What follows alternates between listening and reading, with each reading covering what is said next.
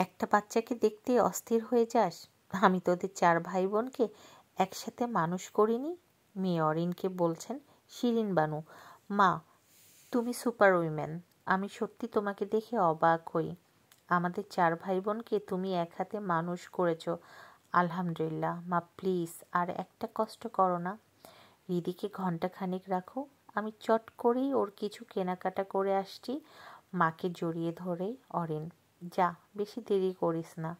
ঠিক আছে মা, জাস্ট যাব আর আসবো। রিদি যদি বেশি বিরক্ত করে একটা কল করে দিও মা, বলেই চট করে রেডি হয়ে বের হয়ে যায় অরিন। রাস্তায় বের হয়ে রিক্সা নিয়ে চলে যায় পছন্দের পার্লারে। কতদিন স্পা করানো হয় না, নিজের জন্য একটু সময়ও বের করতে পারে না। আজ মা আসায় একটু সময় হলো নিজের জন্য। লাস্ট কবে একা বের হয়েছে মনেই করতে পারে না। 1.5 ঘন্টা পরে পার্লার থেকে বের হয়ে নিউ মার্কেটে গেল অরিন। রিদির কিছু শপিং, ওর নিজের কিছু শপিং সেরে বাসায় ফিরে ততক্ষণে কেটে গিয়েছে 4 ঘন্টার কিছু বেশি সময়। তাড়াতাড়ি বাসায় গিয়ে কলিং বেল টিপল। ওর মা দরজা খুলে দিয়ে বকা দিয়ে উঠলেন, 1 ঘন্টার কথা বলে এতক্ষণ সময় কাটালি বাহিরে? হুঁশ নাই? হৃদিকে রেখে গেছিস বাসায়? এত অস্থির হয়েছে তোর মেয়ে, সামলানোই কঠিন। তোর ফোনটাও ছেড়ে রেখে গেছিস, ফোন দিয়ে তোকে জানাবো সেই উপায়ও ছিল না। যা, তাড়াতাড়ি হাত মুখ ধুয়ে মেয়েকে সামলা। এত চঞ্চল হয়েছে, বাপরে বাপ! 4টা বাচ্চা মানুষ করতেও আমার এত কষ্ট হয়নি যা এই 4 ঘন্টায় হলো। তাড়াতাড়ি হাত মুখ ধুয়ে মেয়েকে নেয় অরিন। 1 বছর বয়স না হতেই হাঁটতে শিখে গেছে রিদি। এক মুহূর্ত স্থির বসে থাকে না, সারাক্ষণই এটা ওটা ফেলে দেওয়া চলতেই আছে। মায়ের কোলে উঠে দুধ মুখে দিয়ে ঘুমিয়ে যায় ক্লান্ত রিদি। 4 ঘন্টা ধরে নানিকে কম খাটিয়ে নেয়নি, ক্লান্ত তো হবেই। রিদিকে শুইয়ে দিয়ে এসে মা মেয়ে খেতে বসে। খেতে খেতে বলে, শিরিন বানু, এত চঞ্চল হয়েছে তোর মেয়ে, আমি তো হিমশিম খেয়ে গেছি এই কটা ঘন্টায়। তুই সামলাস কিভাবে? এখন বুঝো মা, কেন এই একটা বাচ্চাতে সামলাতেই আমার এই অবস্থা। আমার ছিলাম 4 ভাই বোন, যদিও এই বয়সে আমি একাই ছিলাম, কিন্তু তুমি দেখো আমাদের সেই সময় একটা পাড়ায় প্রতিটা বাড়িতে কত আন্তরিকতা ছিল প্রতিবেশীদের মধ্যে। তুমি নিজেই বলেছ, ঘুম আর খাওয়া বাদে যদি তুমি আমাদের কাছেই পেতে না, কেউ না কেউ নিয়ে থাকতো। অথচ এখনকার সময় দেখো, পাশের ফ্ল্যাটে কে থাকে সেটাই আমরা জানি না। বাচ্চার জন্য সব কিছু আমাদের একা করতে হয়। এমনও দিন যায় যে সারাদিন খাওয়ার সময়টা পাওয়া যায় না। কতদিন যে শান্তি করে গোসল করি না ভুলেই গিয়েছি। টয়লেটে করতে গেলেও কোলে নিয়ে বসতে হয়।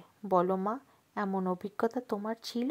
ছিল না, কারণ তোমাদের ছোটবেলায় দেখেছি পুরো পাড়াটাই আমাদের বাড়ি। আমাদের দেখার জন্য তুমি ছাড়াও অনেক ছিল। তোমার নিজের জন্য সময় বের করতে পেরেছ, যেটা আমরা পারি না। সারাদিন পরে রিদির বাবা ফিরলে ওর কাছে দিয়ে বড় কাজগুলো সারি। সত্যি আমি ভেবেই দেখিনি রে ব্যাপারটা, শিরিন বানু বললেন মেয়েকে। মা, সন্তানের জন্য কেউই কম করে না। তুমি তো মা, তোমাকে বোঝানোর কিছু নাই, কিন্তু তারপরও সবাই মাকেই দোষ দেয়, বাচ্চা পালতে পারে না। যতদিন যাচ্ছে আজকালকার বাচ্চারা তত দুরন্ত হচ্ছে। জানো, আজ কতদিন পরে বাইরে বেরিয়ে বুক ভরা শ্বাস নিয়েছি। মেয়েকে রেখেছি আমার নির্ভরযোগ্যর হাতে, নিশ্চিন্তে কিছুটা সময় নিজের মতো কাটিয়ে নিজেকে রিচার্জ করেছি সামনের দিনগুলোর জন্য। জানো মা, কতদিন শান্তি মতো ঘুমাই না। একা স্ট্রেস নিতে গিয়ে সেদিন অসুস্থ হয়ে পড়ি। ডাক্তার বলল নির্ভরযোগ্য কাউকে কিছুদিন কাছে রাখতে, তাই তো তোমাকে আসতে বললাম 2 দিনের জন্য। আর তুমি এসেই আমাকে বকাবকি শুরু করলে, আমাকে বুঝতেই চাইলে না। সেই জন্যই হুট করে রেগে গিয়ে ফোন ছেড়ে গেছি ইচ্ছে করে, যাতে তুমি বুঝো একা একা দুরন্ত বাচ্চার সাথে কেমন লাগে। শান্ত স্বরে মায়ের সাথে কথা বলে অরিন। নিজের ভুল বুঝতে পারেন শিরিন বানু মেয়ের কথায়।